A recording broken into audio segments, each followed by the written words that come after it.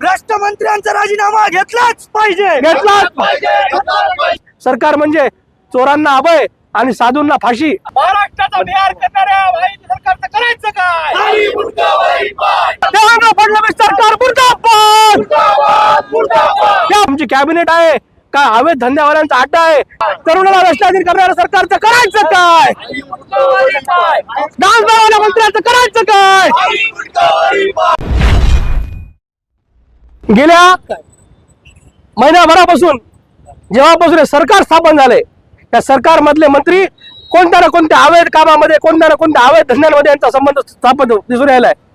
या सरकारचे जे मंत्री आहेत, छत्रपती शिवशाहू फुले आंबेडकरांचा आपला महाराष्ट्र, या महाराष्ट्राला एक संतांची, महात्म्यांची परंपरा, आणि या महाराष्ट्राच्या कॅबिनेटमध्ये असे लोक बसत असतील जे की हनी ट्रॅप सारख्या गोष्टीचं प्रतिनिधित्व करतात, जे रमी खेळतात, ज्यांच्या बेडरूम मध्ये पैसे सापडले आणि दारूंची वाहतूक, ते काय चालू आहे? कुठं महाराष्ट्र हे लोक घेऊन चाललेत?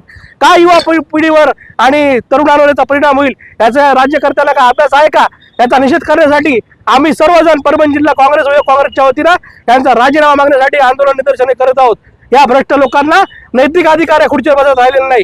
स्वतःच चोर, स्वतःला क्लीन चिट देणार आणि पुन्हा म्हणणार की आम्हाला सोडलं। अरे हेच जर दुसऱ्या कोणाच्या विरोधकांना तुम्ही साध्या आरोपावून जेलमध्ये सोडवलं आणि तुम्ही गुन्ह्यात सापडून सुद्धा तुमचे गुन्हे कबूल करत नाहीत, ही तुमची सरकार म्हणजे चोरांना अभय आणि साधूंना फाशी असं या सरकारची एकंदरीत कृती दिसून येते। याचा निषेध करण्यासाठी आम्ही मोठ्या संख्येने युवक काँग्रेसचे सर्व पदाधिकारी, काँग्रेसचे पदाधिकारी जमलो आहोत।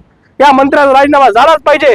देवेंद्र फडणवीसांना आमचं आव्हान आहे की तुमची कॅबिनेट मधून जर असा पिटारा बाहेर निघत असेल, तुमची कॅबिनेट आहे का अवैध धंद्यावाल्यांचा अड्डा आहे, अशी या महाराष्ट्रातील जनतेला शंका निर्माण होत आहे।